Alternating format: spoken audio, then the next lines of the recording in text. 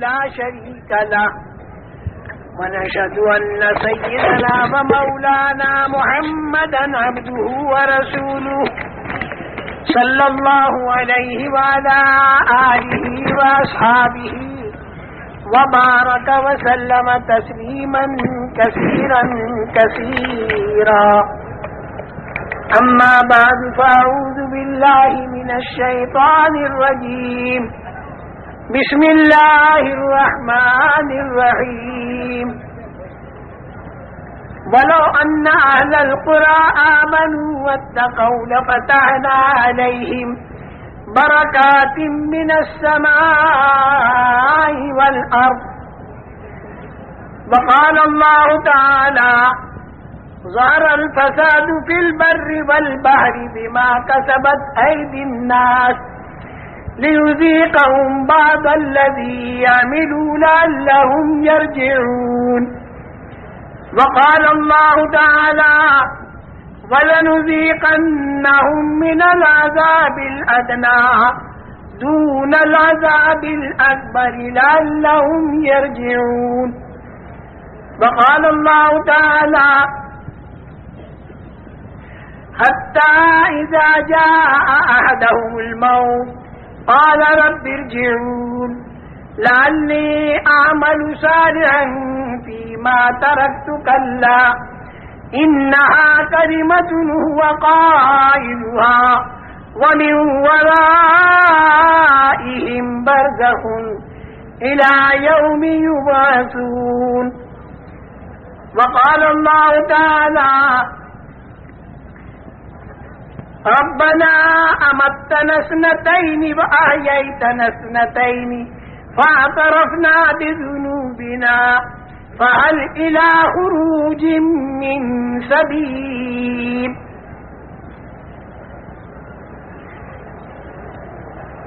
میرے محترم دوستوں اور بزرگوں، دنیا کے اندر زندگی بسر کرنے کے طریقے دو ہیں۔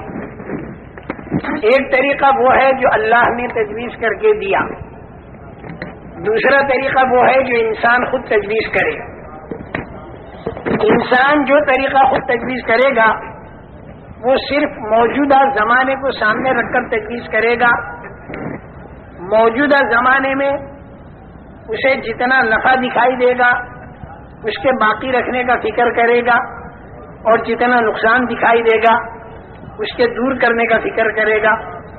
لیکن آئندہ جو زمانہ اس کے سامنے آتا جائے گا تو پھر اس کی رائے اور اس کی تدبیر اور اس کا طریقہ بدلتا چلا جائے گا۔ اس کے بعد پھر دوسرا زمانہ آئے گا تو پھر رائے اور طریقہ اس کا بدلتا چلا جائے گا، یہاں تک کہ آدمی کی موت آ جاوے۔ تو موت آنے کے بعد حالات ختم نہیں ہوتے، بلکہ حالات کا انتظام کرنے کا کی جو طاقت تھی وہ ختم ہو جاتی۔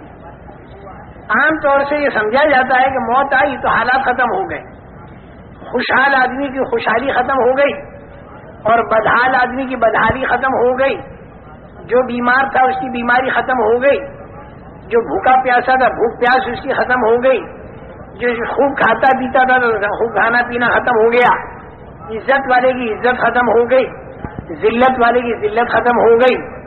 اس لیے جب موت آتی ہے تو آدمی کی لاش کو قبر کے اندر دفن کر دیتے ہیں، تھوڑے دنوں کے بعد میں وہ مٹی بن جاتا ہے، آگے کچھ دکھائی نہیں دیتا۔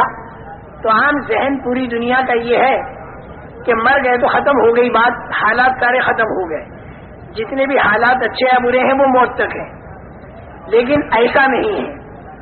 ہمارا اور تمہارا پیدا کرنے والا خدا، جس نے اپنی قدرت سے تین تین اندھیریوں میں ماں کے پیٹ کے اندر اس انسان کو بنایا، جبکہ وہاں پر کوئی روشنی بھی نہیں تھی، ماں کا پیٹ تھا، بچے دانی تھی اور اس کے اندر ایک جھلی تھی، اس جھلی کے اندر لپٹا ہوا بچہ تھا، اور سارے اعضاء انسانیہ اللہ تعالیٰ نے بنائے۔ وہ بنانے والا اللہ وہ خود یہ بتا رہا ہے کہ موت کے بعد ایک لمبی چوڑی زندگی آنے والی ہے جو مرنے سے پہلے والے کو دکھائی نہیں دیتی، لیکن وہ یقیناً ایک زندگی آنے والی ہے۔ انسان کے اوپر 4 منزلیں آنے والی، 4 منزلیں ہیں۔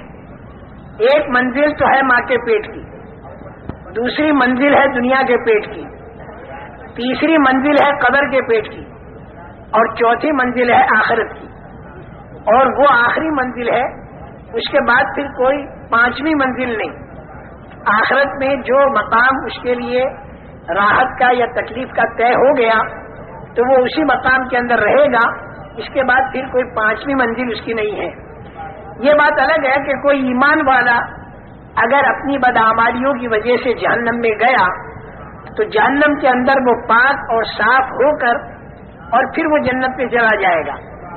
लेकिन बगैर ईमान का जो आदमी होगा, जिसके अंदर ईमान नहीं होगा, जो कुफ्र वाला होगा और शिर्क वाला होगा, वो जब जहन्नम में जाएगा तो वो उसकी आखिरी मंजिल होगी और उसके अंदर से वो निकलेगा नहीं।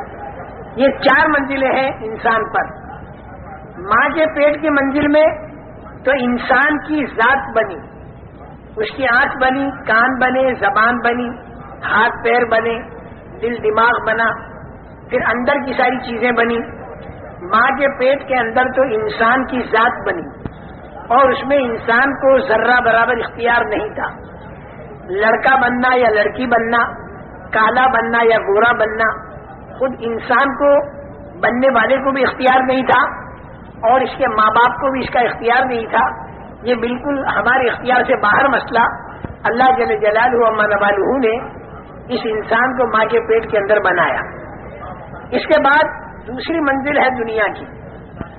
दुनिया की जो मंजिल है, इस मंजिल में अल्लाह ने इस इंसान को हल्का सा इख्तियार मरहमत फरमाया और ये इख्तियार अजीब व गरीब चीज है। अल्लाह ने इस दुनिया में इंसान को हल्का सा भले और बुरे का इख्तियार नसीब फरमाया।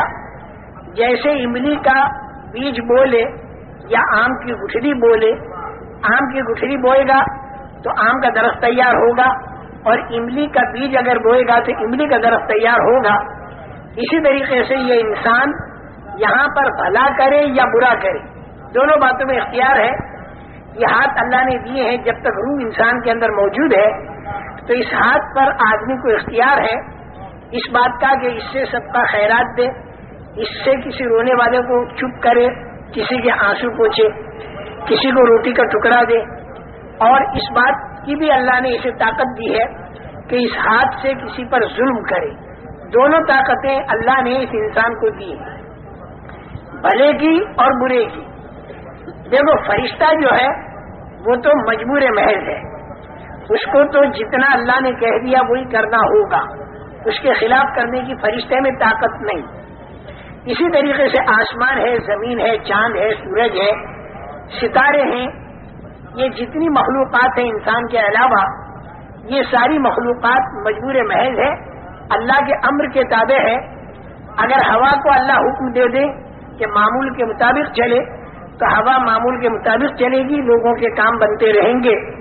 और अगर हवा को अल्लाह हुक्म दे दे कि वह मामूल से ऊपर होकर चले तो इसी हवा का नाम फिर तूफान बनता है और इससे जिंदगियां उजड़ जाती है। ऐसे ही पानी अल्लाह के हुक्म के ताबे है, जमीन अल्लाह के हुक्म के ताबे है और आसमान भी अल्लाह के हुक्म के ताबे है।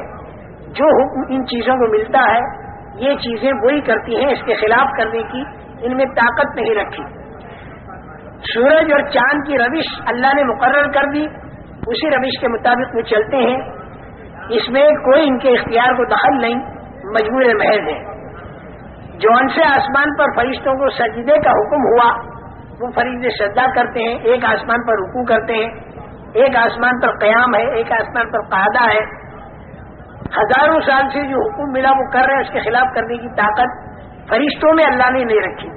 ला यासून अल्लाह मा अमरहू व यफअलून मा युमरून। सजदा के लिए कहा तो वो सजदा ही करेगा, वो फरिश्ता फिर रुकू नहीं करेगा। फिर उसे अगर रुकू का हुक्म हो जाए तो रुकू ही करेगा, फिर वो सजदा नहीं करेगा, जो कहा जाएगा वो करेगा। लेकिन इंसान जो है वो ऐसा नहीं है। इंसान के अंदर अल्लाह ने दोनों ताकतें रखी हैं, फरमा बरदारी की भी ताकत रखी है और नाफरमानी की भी ताकत रखी है। इंसान फरिश्तों जैसा नहीं कि वो जो कहा जाए वही करे, क्योंकि फरिश्ता तो जो कहा जाए वही करेगा, उसके खिलाफ करने की ताकत नहीं। और इंसान के अंदर दोनों ताकतें रखी हैं, फमिनकुम मोमिन वमिनकुम काफिर।